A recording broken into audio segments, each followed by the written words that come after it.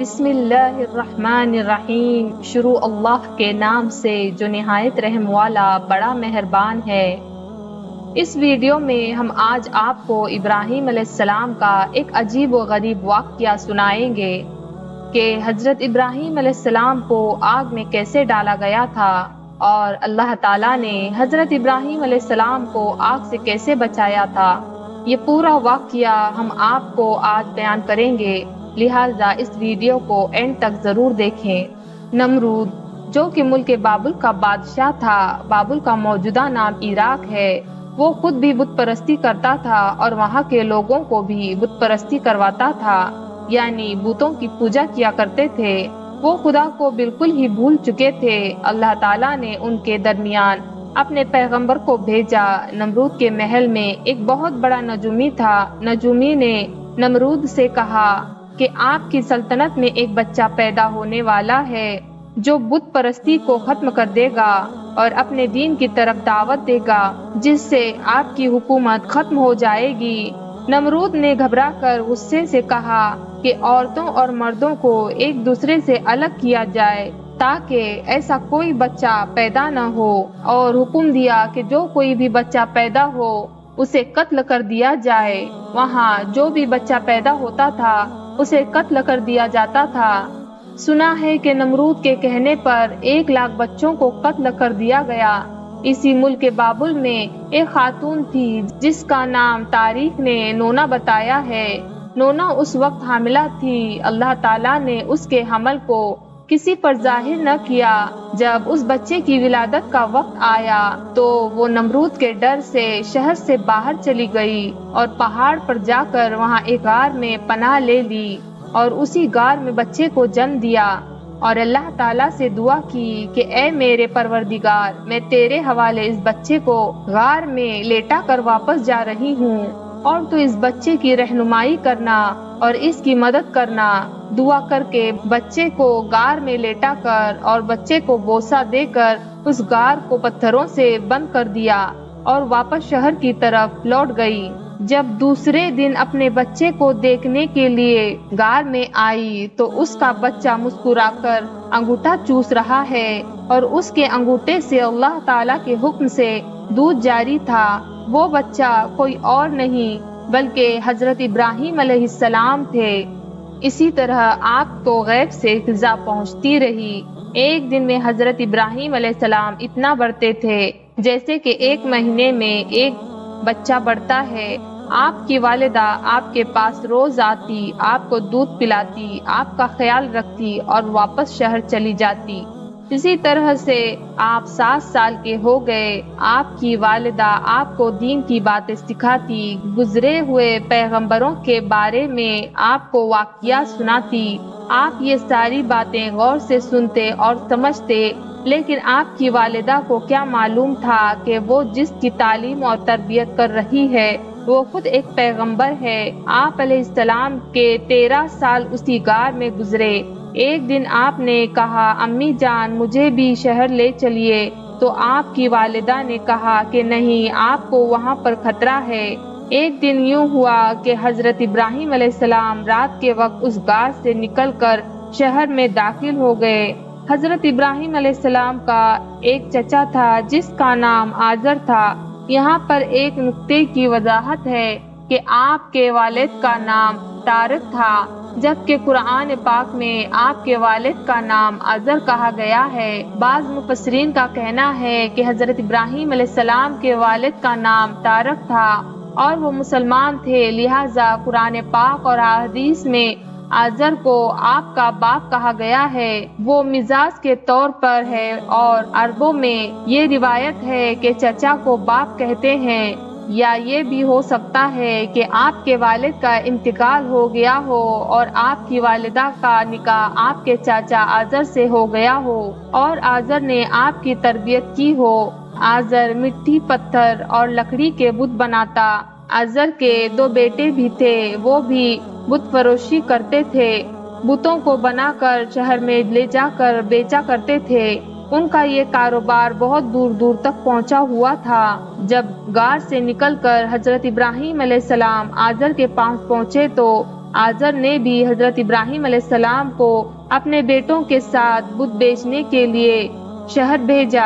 हजरत इब्राहिम अलैहिस्सलाम ने बुतों को गले में रस्सी बांधी और उन्हें घसीटते हुए शहर ले गए, जिससे वो बुत मिट्टी और कीचड़ से आलूदा हो गए और चारों ओर ये आवाज लगाई कि ए लोगों, मुझसे ये बुत खरीद लो जो कि ना सुनते हैं, ना ही बोलते हैं, ना ही तुम्हें नुकसान पहुंचा सकते हैं और ना ही नफा दे सकते हैं। अपने इन बुतों की बेहुरमती होते हुए लोग देखते और आगे बढ़ जाते। जब एक भी बुत न बिका बल्कि हजरत इब्राहिम अलैहिस्सलाम के खिलाफ लोगों ने शिकायतों के अंबार लगा दिए, तो आजर ने उन्हें दोबारा बुत परोशी के लिए न भेजा। एक दिन जब आपने अपने चचा को बुत बनाते देखा तो चचा से कहने लगे कि चचा जान, आप जो ये बुत बनाते हैं ये तो न किसी को नफा पहुंचा सकते हैं, ना ही किसी को नुकसान। आजर ने चौंक कर कहा कि तुम हमारे बुतों के खिलाफ हो, आइंदा ऐसी बात न करना वरना तुम्हें सजा हो जाएगी। इस तरह हजरत इब्राहिम अलैहिस्सलाम लोगों से मुखातिब हुए और लोगों से कहा, इबादत और सजदे के लायक ना ही नमरूद है और ना ही ये बुत है जो ना ही किसी को नफा पहुंचा सकते हैं और ना ही किसी को नुकसान, ना ये सुन सकते हैं और ना ही ये बोल सकते हैं। इबादत और सजदे के लायक सिर्फ और सिर्फ अल्लाह तबारक व तआला और उसकी जात है, जिसने ये सारी दुनिया बनाई, जिसने हम इंसानों को बनाया। इब्राहिम अलैहिस्सलाम की ये सारी बातें नमरूद तक पहुंची तो नमरूद ने दरबारियों से पूछा कि ये कौन नौजवान है। दरबारी बोले कि ये इब्राहिम अलैहिस्सलाम है और वो आजर के घर में जवान हो गया है। नमरूद ने अपने सिपाहियों को हुक्म दिया कि इब्राहिम अलैहिस्सलाम को मेरे पास लेकर आए।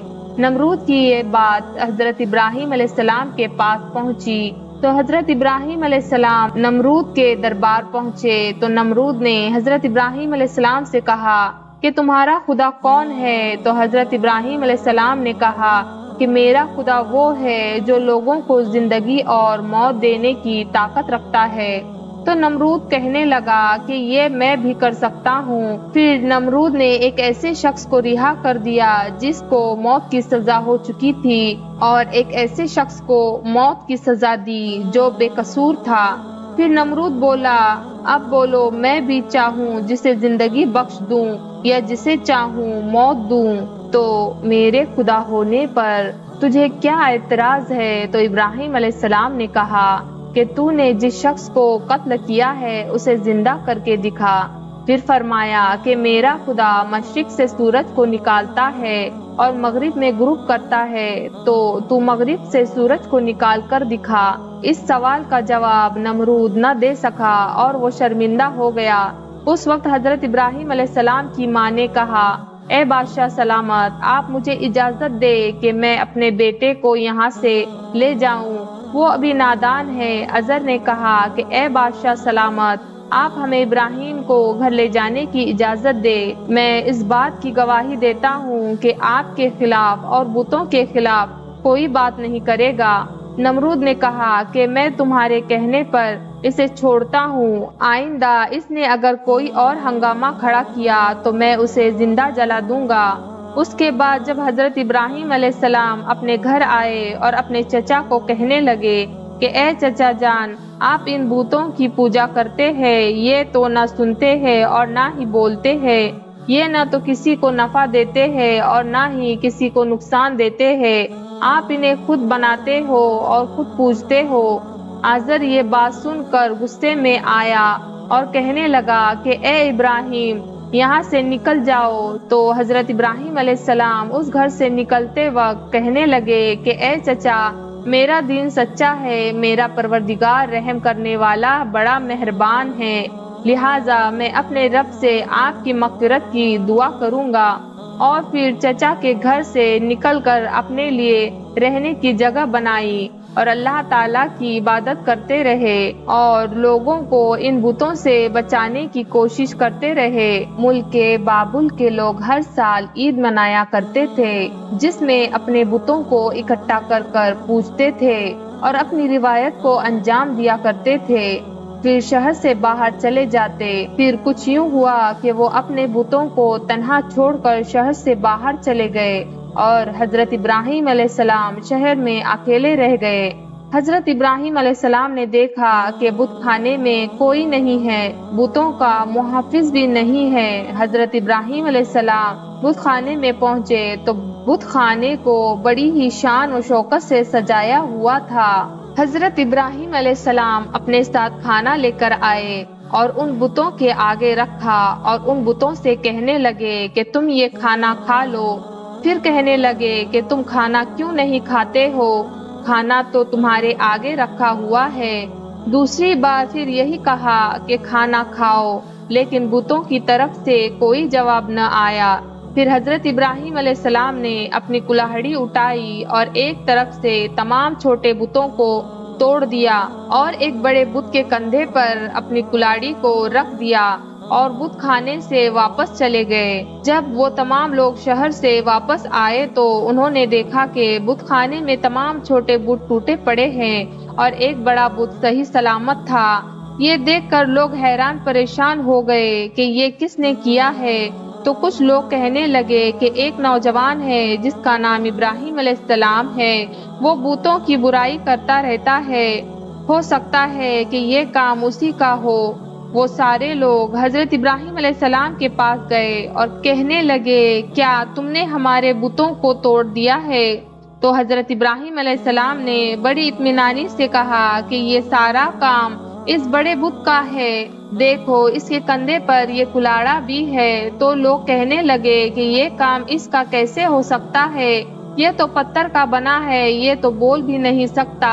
بس اتنا کہنا تھا کہ حضرت ابراہیم علیہ السلام کہنے لگے کہ یہ بولنا تو دور، اس کی اگر آنکھ پر مکھی بھی بیٹھ جائے تو یہ اسے اڑا بھی نہیں سکتا، تو کسی کو نفع یا نقصان کیسے پہنچا سکتا ہے؟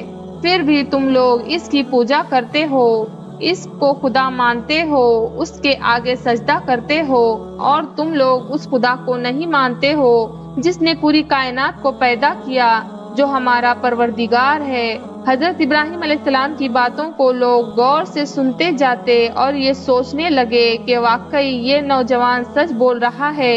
حضرت ابراہیم علیہ السلام کہنے لگے کہ ان پتھر مٹی اور لکڑی کے بتوں میں ایسی کیا طاقت ہے؟ تو ان میں سے ایک شخص فوراً بول اٹھا کہ تم نے ہی ہمارے خداؤں کا یہ حال کیا ہے۔ اگر آج تمہیں چھوڑ دیا جائے گا تو تم ایک دن ہمارا بت خانہ ہی توڑ دو گے۔ وہ شخص نمرود کا بھیجا ہوا تھا۔ وہ کہنے لگا کہ تم نے ہمارے بتوں کی بے حرمتی کی ہے، اس کی سزا یہ ہے کہ تم کو آگ میں زندہ جلا دیا جائے گا۔ حضرت ابراہیم علیہ السلام کہنے لگے کہ میں تمہارے اس فیصلے سے نہیں ڈرتا، میں جو کچھ بھی کہہ رہا ہوں وہ سچ ہے۔ جس شخص نے حضرت ابراہیم علیہ السلام کو آگ میں جلانے کا فیصلہ سنایا تو نمرود نے اس فیصلے پر عمل شروع کر دیا۔ اس نے اپنے ارد گرد یہ اعلان کر دیا کہ جس نے ہمارے بتوں کو توڑا ہے اسے سزا دی جانی ہے، تو وہ لوگ آگ جلانے کے لیے لکڑیوں کا انتظام کرے۔ بت خانے کے پجاریوں نے بھی ان لوگوں سے کہا کہ جو کوئی بھی آگ کے لیے لکڑیاں دے گا اس کی ہر خواہش ہم پوری کریں گے۔ پھر لوگوں نے آگ جلانے کے لیے ایک جگہ لکڑیوں کا ڈھیر لگا دیا اور آگ لگا دی۔ جب شعلے بھڑک اٹھے تو حضرت ابراہیم علیہ السلام کو قید خانے سے باہر لایا گیا۔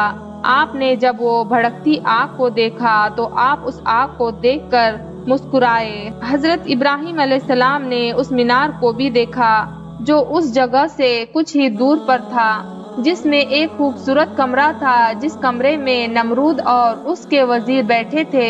کہا گیا ہے کہ یہ آگ اتنی شدید تھی کہ اس کے اوپر سے کوئی پرندہ بھی نہیں گزر سکتا تھا۔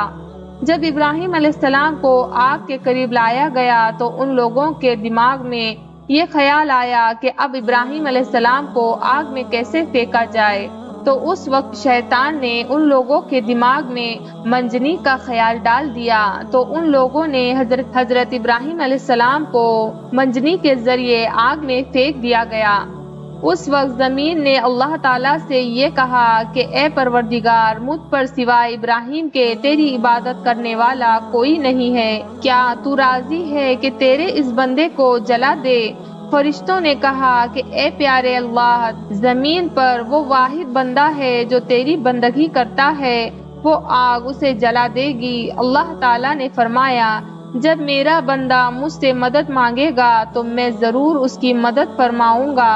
تو اس وقت حضرت ابراہیم علیہ السلام نے کہا، حسبنا اللہ و نعم الوکیل۔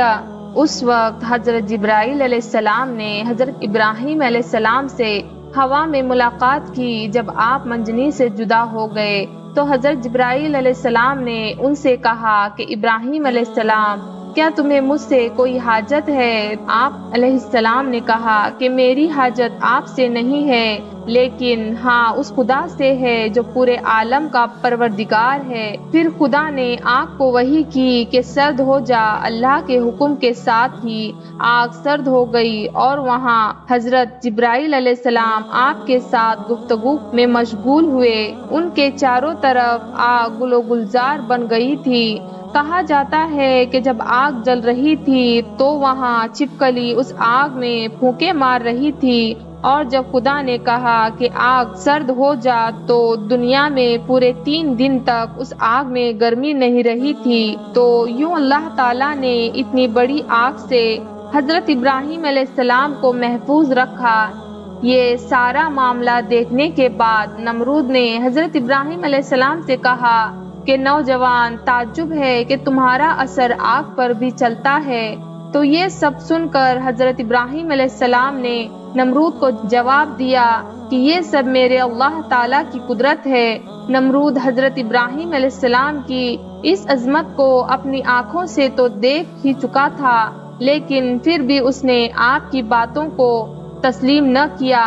نمرود کو خوف ہوا کہ کہیں لوگ حضرت ابراہیم علیہ السلام پر ایمان نہ لائے، تو نمرود نے حضرت ابراہیم علیہ السلام کو شہر سے باہر جانے کا حکم دیا۔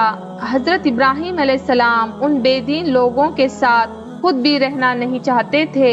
حضرت ابراہیم علیہ السلام نے اپنی بکریاں اکٹھا کی اور بہت ساری بھیڑیں اور کافی سارا سامان بھی تھا، وہ سب لے کر شہر سے باہر نکل گئے۔ تو نمرود نے کہا کہ آپ سے یہ ساری بھیڑ بکریاں اور آپ علیہ السلام کا سامان بھی آپ سے چھین لیا جائے۔ تو آپ نے کہا، اگر تم میری بھیڑ بکریاں اور میرا سارا سامان چھین لیتے ہو، میں نے ان سب کو جمع کرنے میں جتنی عمر لگائی ہے وہ مجھے واپس کر دو اور یہ سب لے لو۔ جب بات بڑھ گئی تو یہ مقدمہ نمرود کے ایک منصف کے پاس پہنچا۔ اس نے یہ ساری گفتگو سننے کے بعد اس نے یہ فیصلہ ابراہیم علیہ السلام کے حق میں کر دیا۔ تو آپ اپنی بیوی سارہ علیہ السلام اور اپنے بھتیجے لوط علیہ السلام کو اپنے ہمراہ لے کر بابل چھوڑ کر چلے گئے۔ اس کے بعد حضرت ابراہیم علیہ السلام نے نمرود کو دین کی دعوت دی، لیکن اس نے کہا کہ میں تمہارے خدا سے جنگ کروں گا، اور اس دن وہ بے شمار لشکر لے کر میدان میں آیا۔ پھر ابراہیم علیہ السلام اس کے مقابلے میں تنہا وہاں کھڑے ہوئے۔ وہاں اللہ تعالیٰ کے حکم سے اتنے مچھر ہوئے کہ جس سے فساد طاری ہو گئی۔ وہ مچھر لشکر والوں پر حملہ ور ہوئے، ان کے ناک، منہ اور کان میں گھس گئے، اور نمرود بھی رسوا اور شرمندہ ہو کر واپس آیا، لیکن پھر بھی ایمان نہ لایا۔ تو اللہ تعالیٰ نے ایک کمزور مچھر کو حکم دیا کہ مچھر اس کے دماغ میں گھس جائے اور اس کا دماغ کھا جائے۔ وہ اس قدر بے چین ہوا کہ اس نے کچھ لوگوں کو جمع کیا اور کہا کہ گزر لے کر اس کے سر پر مارے، اس سے شاید اس کو کچھ سکون مل جائے۔ اسی حال میں 40 سال گزر گئے، لیکن پھر بھی وہ ایمان نہیں لایا اور اسی حالت میں مر گیا۔ دوستوں، اس طرح کی مزیدار اور پیاری ویڈیو کو دیکھنے کے لیے ہمارے چینل روشن اسلام کو سبسکرائب کریں، اور اللہ تعالیٰ سے دعا ہے کہ اللہ تعالیٰ ہمیں ایمان پر قائم رہنے کی توفیق دے۔ آمین۔